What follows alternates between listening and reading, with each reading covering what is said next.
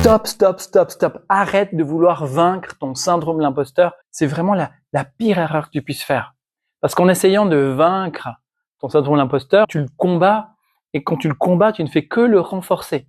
Je vais t'expliquer ici pourquoi tout ce que tu as pu tester en termes de méthode qui demande de la conscience, de la volonté pour avoir confiance ou se sentir légitime, ça n'a pas fonctionné. Et comment tu peux te libérer du syndrome de l'imposteur dans le non-effort.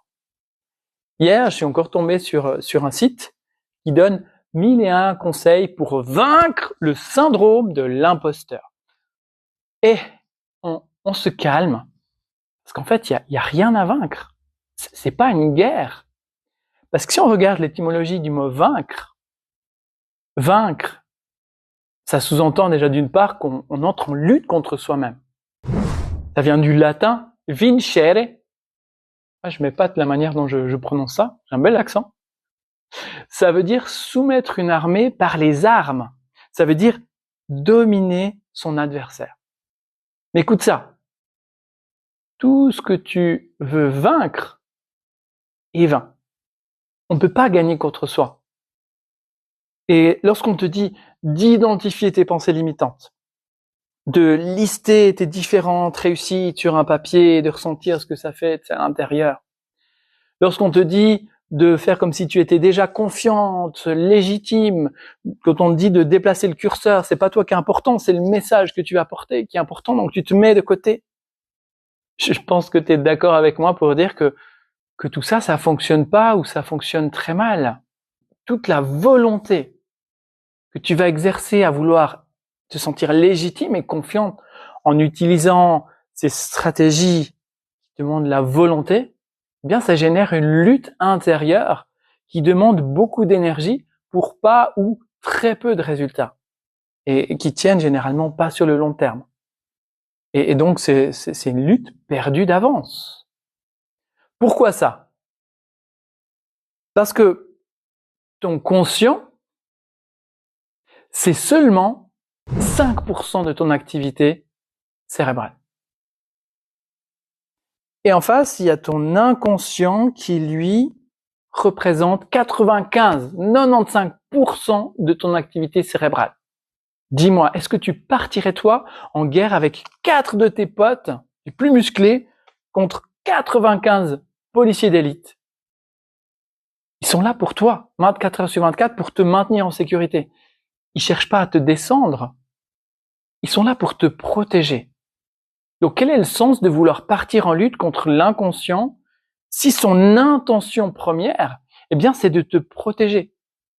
Alors, je comprends bien l'idée, je comprends bien le fait que tu as pu déjà tester différentes choses qui nécessitent de la volonté, mais sache que c'est pas ta faute. Mais le problème, c'est le monde du développement personnel. On va nous dire que dès qu'on rencontre un frein, c'est un blocage. C'est un autosabotage. Tu connais ce terme, autosabotage. On entend beaucoup parler de ça. Et on te répète qu'il faut surmonter, vaincre, dépasser, exploser, pulvériser. Toute une collection de verbes en définitive qui finissent en « et », des verbes de combat, font que tu vas t'épuiser. Encore un mot qui finit en « et ». Et que tu vas te battre contre toi-même.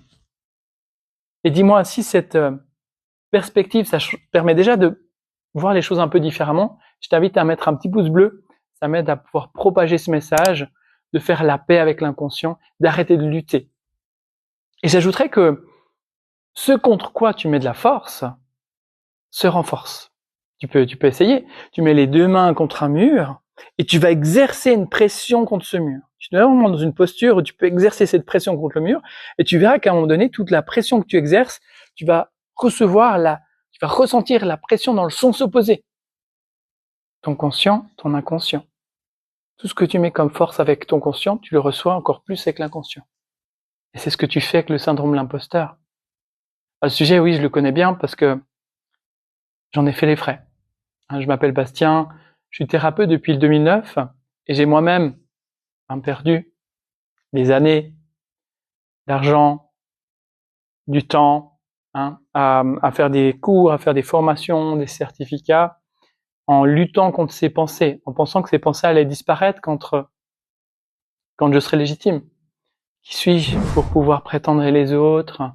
Les autres sont mieux que moi, laisse-les donc faire. Alors j'ai continué à me former encore. C'était une lutte. Et aujourd'hui, je m'en suis libéré. Et j'aide les coachs, les thérapeutes, les formateurs à en faire autant pour pouvoir retrouver légitimité et confiance dans le non-effort, et ce, avec la méthode libre. Parce que le syndrome de l'imposteur, c'est une réaction en chaîne.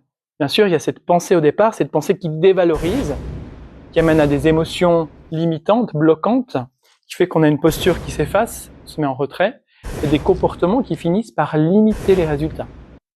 Donc on rate pas par manque de compétences. Souvent, on a énormément de compétences quand on ressent le syndrome de l'imposteur, mais par excès de protection, ton inconscient. Et pour illustrer ça, rappelle-toi la dernière fois qu'on t'a fait un compliment, que ce soit dans le job ou que ce soit dans la sphère privée. Et ce compliment qu'on t'a fait, tu l'as pas vraiment pris pour vrai. T'as senti comme si l'autre surjouait, comme si c'était exagéré, comme si c'était juste pour te faire plaisir, pour te rassurer. Hein, on fait ce compliment, voilà, on essaie de me rassurer. Ou peut-être que ce compliment, tu l'as même pas entendu. C'est entré par une oreille, c'est sorti par une autre. Pourquoi ça, à ton avis? Parce que le compliment, il est associé à la valeur de soi. Dès lors où on a conscience de notre valeur, on va pouvoir entendre un compliment. Ça va valider la valeur de nous-mêmes. Mais si l'histoire qu'on se raconte, c'est la dévalorisation, on se dévalorise, on va pas entendre ce compliment. C'est comme si on le méritait pas.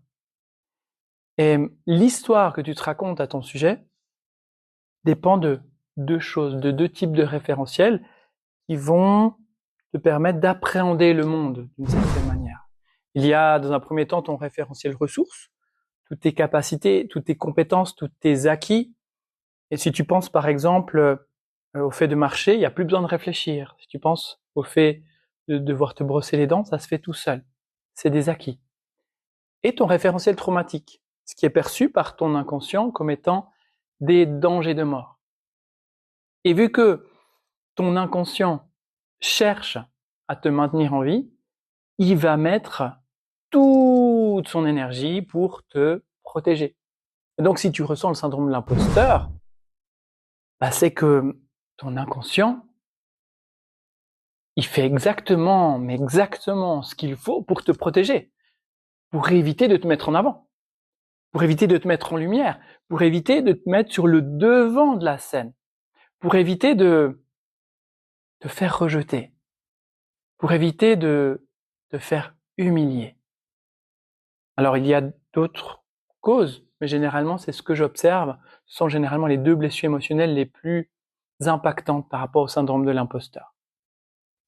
Et en fait, le rôle de cette petite voix dans la tête qui te dit que tu n'es pas assez bien, pas suffisamment légitime, que les autres sont mieux que toi pour accompagner, pour coacher, pour former, cette petite voix, elle souhaite simplement que tu abandonnes.